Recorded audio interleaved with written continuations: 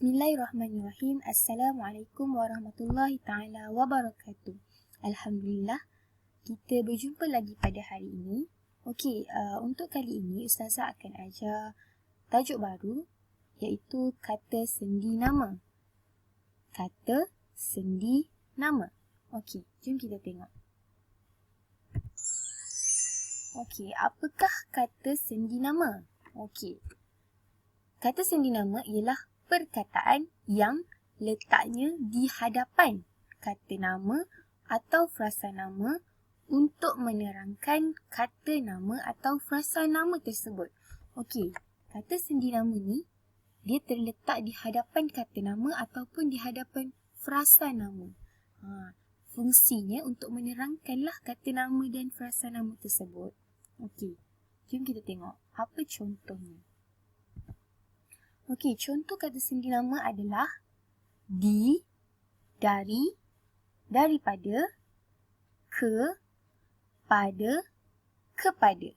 Okey, sebenarnya banyak lagi kata sendi nama. Tapi untuk hari ini Ustazah akan ajar 6 kata sendi nama ini sahaja, iaitu di, dari, daripada, ke, pada, kepada. Okey. Okey, kita akan tengok satu-satu. Ustazah akan terangkan satu persatu. Okey, sekarang kita tengok untuk kata sendi nama di. Okey, di digunakan untuk tempat. Okey. Di ni kita guna untuk tempat. Okey, contoh kita tengok yang pertama. Di rumah, di sekolah, di kampung, di hospital. Nampak tak? Okey. Contoh untuk di rumah. Buku bahasa Melayu saya tertinggal di rumah. Okey, nampak? Okey, awak selalu guna, saya tahu. Okey, nombor 2. Contoh untuk di atas. Okey, kata sendi nama di ni pun banyak digunakan untuk di atas, di bawah, di dalam, di belakang.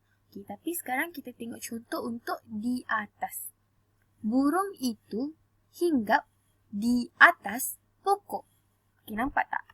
Pokok tu tempat kan? Jadi di ni kita guna dekat hadapan dia. Di atas pokok. Macam ni tadi. Di rumah. Di ni di hadapan kata nama tu. Okey. Yang ketiga, di Kelantan. Okey. Ni nama tempat juga. Contohnya di Kelantan, di Selangor, di Kedah, di Kelantan. Okey. Contoh, nenek saya tinggal di Kelantan. Okey, nampak? Okey, contoh untuk tiga-tiga ni semuanya tempat. Di rumah, di atas pokok, di Kelantan. Okey, seterusnya. Okey, kita tengok ni. Jika merujuk kepada tempat, pastikan kata sendi di tadi yang kita guna tu, dieja dengan jarak. Okey, kita tengok contoh ni. Di sana, nampak tak di sini? Kat sini, di sananya rapat. Dia tak letak jarak. Jadi, salah. Okey, salah ya. Kita kena letak jarak. Mestilah dijarakkan macam ni. Di, lepas tu jarak sikit, sana. Di, jarak atas. Di, jarak bawah. Okey? Okey, contoh tempat yang kedua ni, di sekolah. Nampak tak? Di dengan sekolah ni diletakkan rapat. Tak boleh, salah. Dia perlu diletakkan jarak macam ni. Di, lepas tu jarak sikit baru tulis sekolah. Okey? Seterusnya kita akan tengok dari. Dari ni, awak perlu ingat hukum mat. Apa tu hukum mat Ustazah? Okey, mat ni ada 3 bahagian. Okey, yang pertama, M tu masa. Yang kedua, A, arah. Dan yang ketiga, T, tempat. Okey. Contoh. Kita tengok contoh masa. Okey.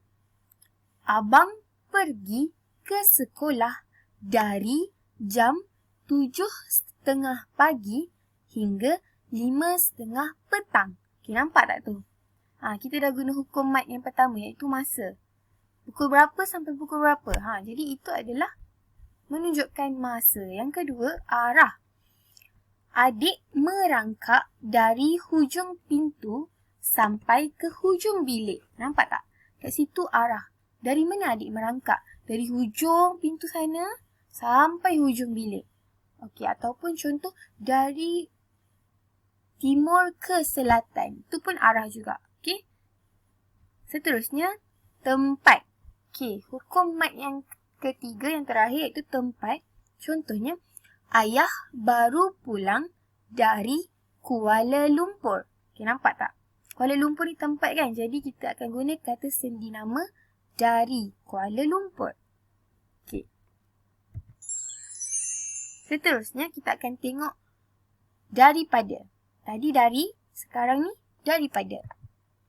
Okey, daripada ni kita gunakan untuk ada 4 benda, ada 4 iaitu yang pertama manusia, yang kedua sumber, yang ketiga asal kejadian dan yang keempat perbandingan. Okey, daripada ni kita gunakan untuk 4 benda ni.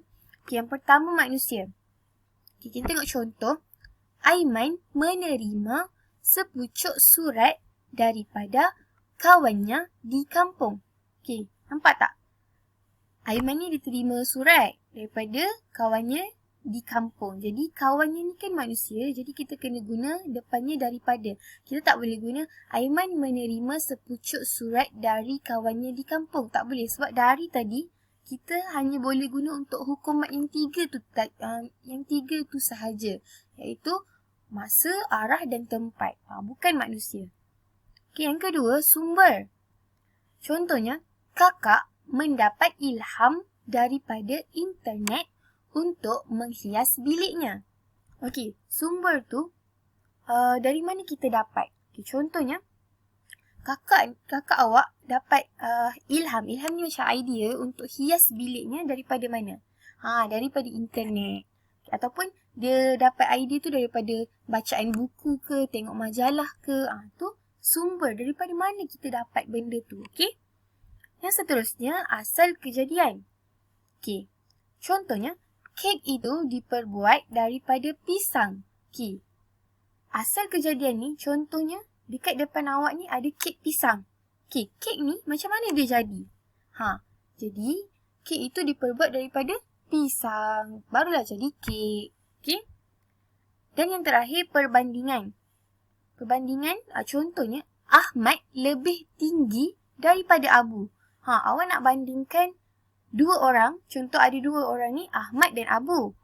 Okey, Ahmad ni lebih tinggi daripada Abu. Jadi itu menunjukkan perbandingan antara Ahmad dan Abu. Awak perlu gunakan daripada. Okey? Okey, kita tengok contoh dekat sini. Yang pertama ni, saya berasal daripada Sabah.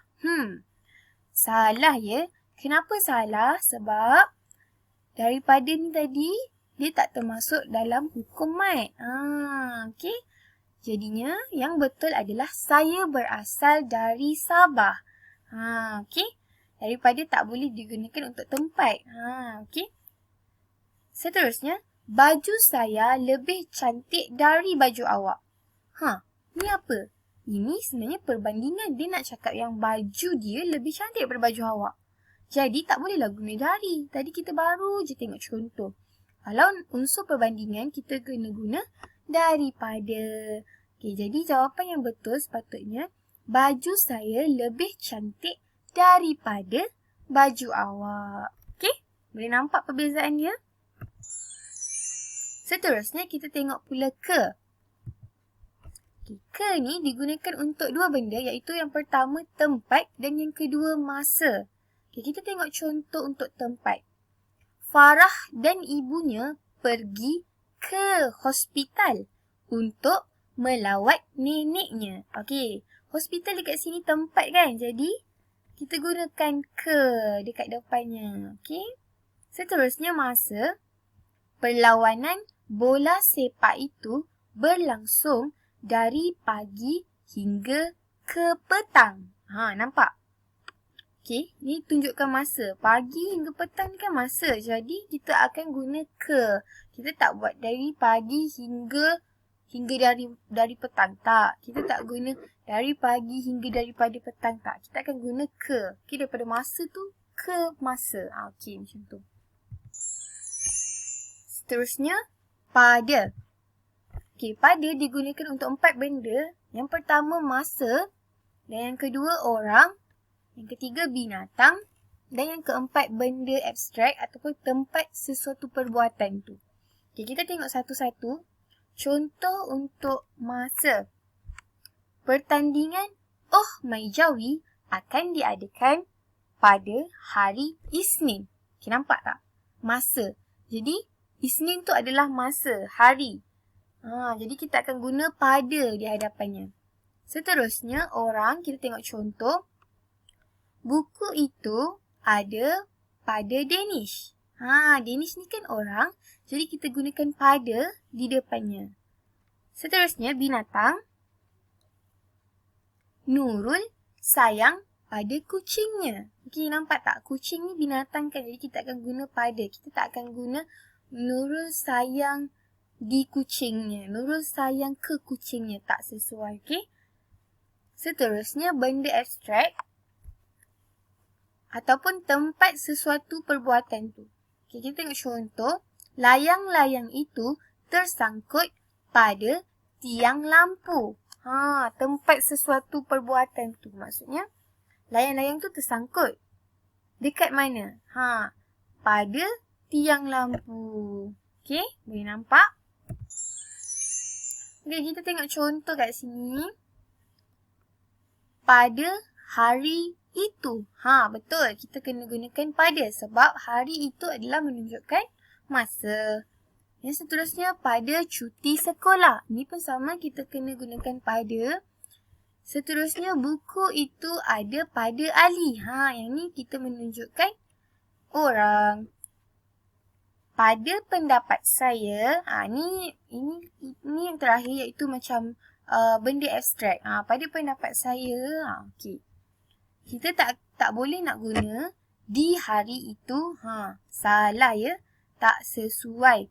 Dan kita tak boleh guna di cuti sekolah. Sebab di tadi, kalau ingat, di adalah untuk tempat sahaja.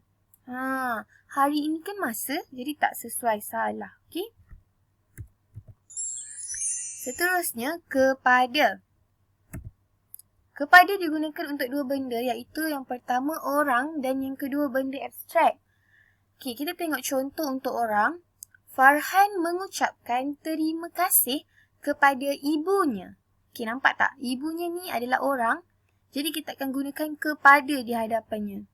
Okey. Seterusnya benda abstrak. Suhu badannya meningkat kepada 39 darjah Celsius. Kalau awak demam tu kan, suhu badan awak, kita suhu badan yang normal 35. Tu normal lah kan kalau kita tak demam 36.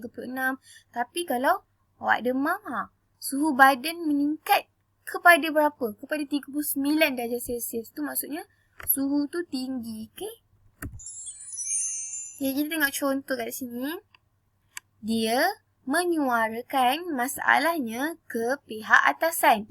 Okay, ni macam kat tempat kerja lah. Okay, contohnya ayah awak nak bagi tahu masalah ayah awak pada orang atasan, pihak atasan, maksudnya bosnya kan. Jadi kita tak boleh guna ke, salah. Sebab ke ni untuk tempat. Pihak atasan ni, bos tu, tempat ke? Tak kan? Pihak atasan tu adalah orang. Jadi yang betulnya adalah dia menyuarakan masalahnya kepada pihak atasan. Sebab kepada ni untuk orang. Okey. Alhamdulillah, terima kasih. Itu sahaja untuk hari ini. Ustazah harap semua boleh faham apa yang Ustazah cuba sampaikan pada hari ini dan semoga video ini dapat membantu anak-anak untuk menjawab soalan di Google Form. Okey, selamat berpuasa semua. Assalamualaikum warahmatullahi taala wabarakatuh. Bye.